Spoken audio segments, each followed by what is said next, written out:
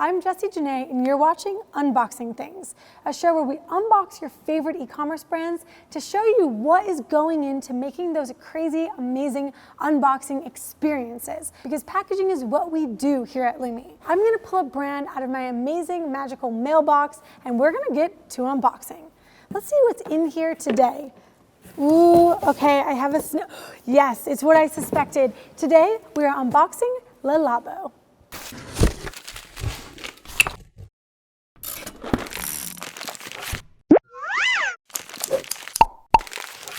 Labo, if you don't know, is a fragrance company specializing in fine fragrances hand-mixed by the bottle.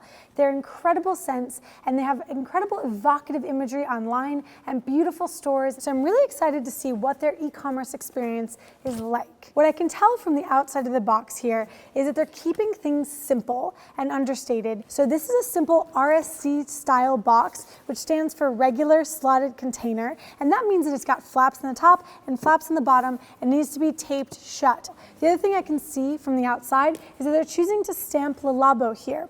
It looks like a standard rubber stamp, probably hand applied. Going back to the hand mixed bottles, they're choosing to start that hand application experience right here on the box, and they're using this black tape. It's not just any tape, it's an actual kind of woven fiber tape, and it's actually applied over, I can see peeking through, a little bit of clear tape. And I'm gonna cut it open with a blade right through the label here. See, this is what I mean with the RSC. You've got the flaps that come over to meet in the middle, both one side, and then you've got the corresponding flaps that open the opposite direction. I'm gonna do some flute identification here while we're at it. What size fluting is this? I thought this would be a B-flute, kind of a standard B-flute. It is not. This is actually a C-flute. You know, you do this for years, you never know. C-flute is slightly thicker in volume than a B-flute, so they're really kind of going for a rugged, sturdy box here. I open it up, and the next thing I see is black paper. That almost looks artistic, right? The next thing I see is a craft booklet, but this actually has an embossed surface here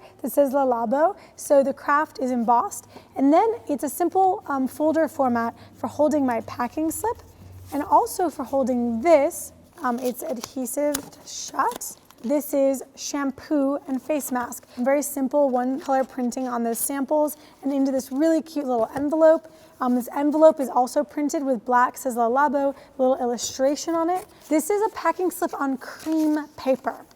No detail is too small, people, and it's got the standard information on it. It's a normal packing slip, and it tucks really nicely into this little craft envelope. This craft is a nice thick cardstock, kind of thin carton material. This piece is glued on here. So this is kind of a complicated construction for an envelope, and it really kind of states how much detail this brand is going to for something as simple as giving me my packing slip. Then I have what I believe to be the main event here, and it's in its own corrugate box. And it's covered and actually secured with a really large label. And they do this really beautiful graphic format where everything looks like it's kind of been printed on a typewriter, and so it looks really classy. This label being so informative, but also being the way that the box is closed, is very creative. And then the box itself is just printed craft with black. It also has other product information and then recyclable information as well. It says Labo does not test on animals,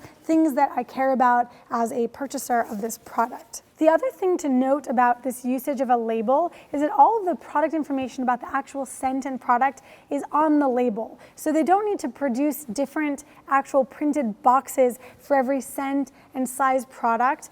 They might need different size boxes, but overall the label prevents having like SKU proliferation on how many box sizes that they need. This box can suit all of the products that fit inside it. Let's see what the inside of the box has in store for us. Ooh, this is pretty nifty. The box itself has a flood coat of matte black. Here's more of that cream colored paper, actually kind of care information. Welcome to the world of Labo, actual information on the creation of my product. We take as long as 2 years to develop each perfume. Then, of course, you've got the main event, the product itself, and it is cradled in black tissue paper. So the black tissue flows so well with the black interior of the box, kind of black on black. And of course, both of these things flow really well with the black paper that packed the box as well. These are standard materials, but when used in conjunction with the beautiful cream printed labels and cream printed pack slip and little craft envelope. It's taking the ordinary and turning them into something extraordinary.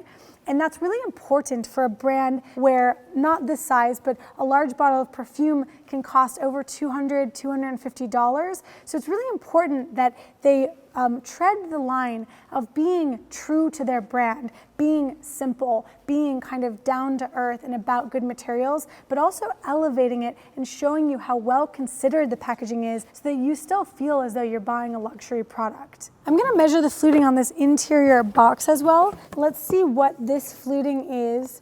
And this is an E-flute. So really nice compact flute, great for smaller boxes and lightweight materials. Something interesting to note is that this is the construction of a shipper box. It is your roll and tuck front box that a lot of e-commerce boxes are used for actual shipping. A lot of TLC goes into packing these boxes. My little product information sheet even has handwritten initials and location and a nice little merci by the person who actually packed this box for me. Let's roll in the recap.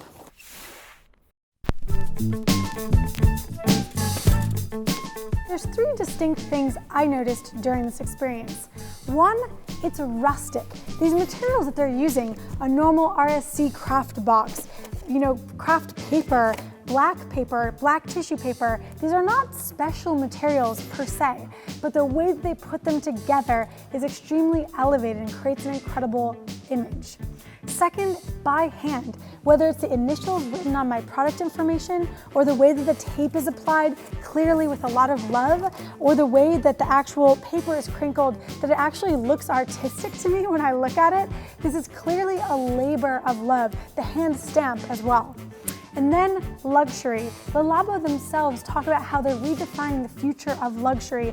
What is it? Is luxury gilded gold things like we've kind of remembered from the past? Or is there a new luxury? And I think they're striking an incredible balance that really makes me feel like there is. That's the Labo Unboxed.